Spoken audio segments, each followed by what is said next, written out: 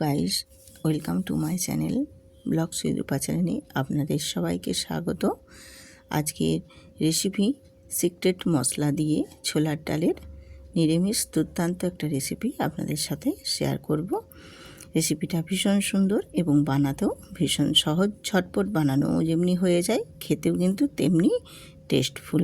তো এই রেসিপি কীরকমভাবে আমি আজকে বানিয়েছি সম্পূর্ণটাই আপনাদের সাথে শেয়ার করছি। আপনারা দেখুন, আশা করছি আপনাদের ভীষণ ভালো লাগবে। আর ভিডিওটিতে একটি লাইক দিয়ে সুন্দর করে একটা কমেন্ট করে তারপর ভিডিওটি আমার দেখার অনুরোধ রইল। তো দেখুন, ছোলার ডালটা আমি এখানে 1 ঘন্টা ভিজিয়ে রেখেছিলাম যাতে করে তাড়াতাড়ি খুব ভালোভাবে সেদ্ধ হয়ে যায়। আমি গ্যাসটা অন করে গ্যাসেতে একটা কড়াই বসিয়ে দিয়ে অল্প একটু সামান্য জাস্ট একদম অল্প একটু তেল দিয়ে আমি ডুমো ডুমো করে যে আলু কেটেছি সেই আলুটা ওই তেলের মধ্যে দিয়ে হালকা করে একটু নাড়াচাড়া করে নেব। তো এই আলুর মধ্যেই আমি এখানে দিয়ে দেব স্বাদ মতো লবণ আর দেব হলুদের গুঁড়ো দিয়ে আমি খুব ভালোভাবে আলুগুলোকে একটু নেড়ে চেড়ে ভেজে নেব। তো খুব বেশি কিন্তু ভাজবো না, জাস্ট একটু হালকা হালকা করে ভেজে মোটামুটি নেব। খুব বেশি ভাজার এখানে প্রয়োজন নেই, যেহেতু এটা আমি সেদ্ধ করব। আর আলুটা যেহেতু একেবারেই কাঁচা, তার জন্য আমি হালকা একটু নেড়ে নিলাম, তার কারণ স্বাদটা খুব সুন্দর আসবে। আর এবার আমি ওর মধ্যে দিয়ে দিলাম ভিজিয়ে রাখা ছোলার ডালগুলো। ছোলার ডালটা 1 ঘন্টা ভিজিয়ে রাখার ফলে ছোলার ডালটা খুব সুন্দরভাবে ফুলে একদম নরম হয়ে গেছে। আর এবারে সেদ্ধ করতে খুব বেশিক্ষণ সময় লাগবে না। এইভাবে যদি ছোলার ডাল রান্না করো, ছোলার ডালের স্বাদ কিন্তু ভীষণ সুন্দর হবে এবং খুব কম সময়ের মধ্যে ঝটপট রেডি করেও নিতে পারবে। আমার মাকে দেখেছি ঠিক এইভাবেই বানিয়ে নিত। তো ছোলার ডালটা দিয়েও একটু আলুর সাথে নাড়াচাড়া করে নিয়ে আমি এবার পরিমাণের মতো জল দিয়ে দিয়েছি। দিয়ে এটা 10 মিনিট আমি ফুটিয়ে নেব। ফুটিয়ে নিলেই আমার ছোলা আলু দুই খুব সুন্দরভাবে সেদ্ধ হয়ে যাবে। আমি 10 মিনিট একটু এটা ঢাকনা দিয়ে ঢেকে সেদ্ধ করে নেব। 10 মিনিট পর ফিরে আসছি, আপনাদের সাথে আবার দেখা হবে। তো 10 মিনিট পর আমি ফিরে এসেছি। দেখো, আমার ছোলা আলুর যে পরিমাণ জলটা দিয়েছিলাম সেই জলটাও অনেকটা পরিমাণে কমে গেছে এবং আলু আর ছোলা দুই কিন্তু খুব সুন্দরভাবে সেদ্ধ হয়ে গেছে। তোমাদের দেখিয়ে দিলাম একটা কতটাই সুন্দরভাবে সেদ্ধ হয়েছে। দেখো, ছোলার ডালটাও যেমনি সুন্দরভাবে সেদ্ধ হয়েছে, আলুগুলোও কিন্তু সেই রকমভাবেই খুব সুন্দরভাবে সেদ্ধ হয়ে গেছে। এবার আমি এটা নাবিয়ে এক সাইডে রেখে দেব। তো নাবিয়ে নিয়ে রেখে দিয়ে এবারে আমি কড়াইটা ধুয়ে পরিষ্কার করে আবারও গ্যাসটা অন করে গ্যাসে বসিয়ে দিয়েছি। এরপর আবারও আমি কড়াইতে তেল দিয়েছি পরিমাণ মতো। ওই তেলের মধ্যেই দিয়ে দেবো গোটা গরম মশলা, গোটা জিরে, একটা তেজপাতা আর একটা শুকনো লঙ্কা দিয়ে একটু হালকা করে নাড়াচাড়া করে নেব। যখন একটা খুব সুন্দর একটা স্মেল বেরিয়ে আসবে ভাজার, সেই পর্যায়ে আমি দিয়ে দেবো এখানে একটা টমেটো। টমেটোটা আমি ছোটো ছোটো করে কুচি করে নিয়েছিলাম, সেই টমেটোটা দিয়ে এবারে দিয়ে দিলাম স্বাদ মতো লবণ। লবণটা আগে যেহেতু দেওয়াই আছে, তারপর কিন্তু দেখিয়ে দিতে হবে।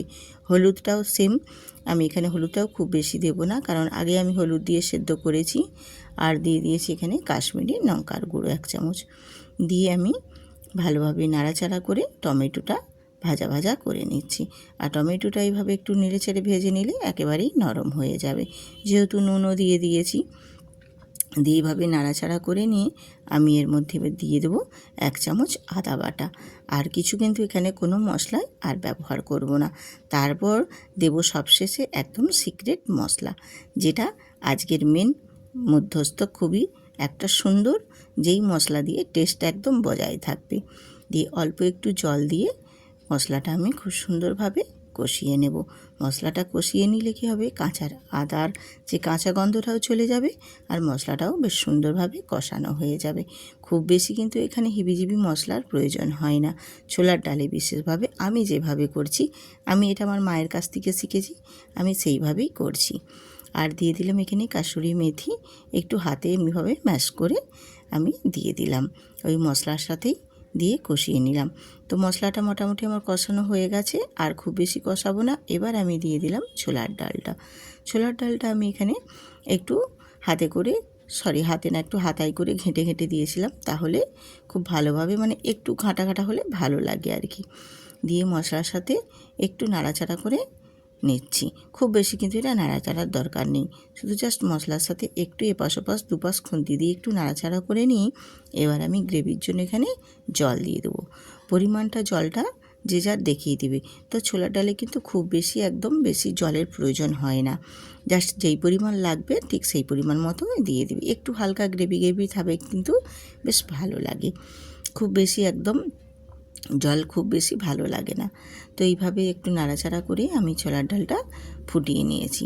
তো বেশ ভালো মতোই দেখো ফুটে গেছে, গ্রেভিটাও মোটামুটি একদম সেট হয়ে গেছে, আর খুব বেশি করব না। এবারে আমি এখানে দিয়ে দিলাম 1 চামচ চিনি। তো ছোলার ডালে কিন্তু একটু চিনির পরিমাণটা বেশি দিতে হয়, তাহলে কি ভালো লাগে। ছোলার ডাল মানে হালকা একটু মিষ্টি মিষ্টি, একটু নোনতা, একটু ঝাল, এই রকমটাই কিন্তু ভালো লাগে। একেবারে নোনতা ঝালটা ভালো লাগে না ছোলার ডাল।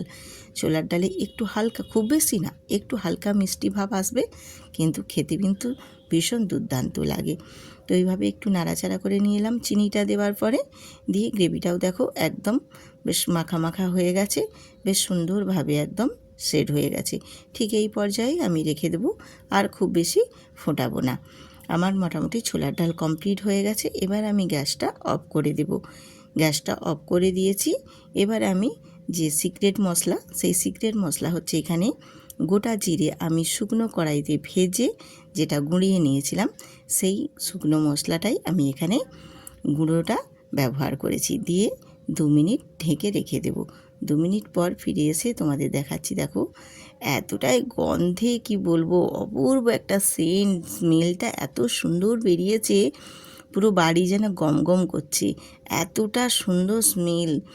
আমার বেটিরা বলছে, মা কী রান্না করছো গো, খুব সুন্দর সেন্ট আসছে। আমি বলছি, বেটু ছোলার ডাল করেছি, এতটা সুন্দর হয়েছে, বাড়ির সবাই কিন্তু খুব প্রশংসা করেছে। তোমরাও এইভাবে বানাও বন্ধুরা, তোমরাও বাড়ির সবাইয়ের কাছে প্রশংসা পাবে। এছাড়াও এই লক্ষ্মী পুজোর স্পেশাল দিনে এইভাবে বাড়িতে বানিয়ে নাও, সবাই প্রশংসা করতে বাধ্য হবে। আর এবং উপবাসের দিন লক্ষ্মী পুজোর একদম জমে যাবে কিন্তু।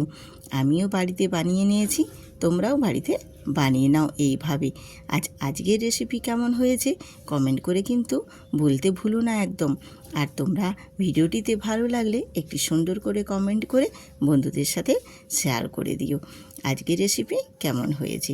তো এই পর্যন্তই আজকে, আবারও আসবো আরেকটা নতুন রেসিপি নিয়ে। ততক্ষণ সবাই সুস্থ থাকো, ভালো থাকো এবং আমার পাশে এইভাবে সব সময়ের জন্য থাকো।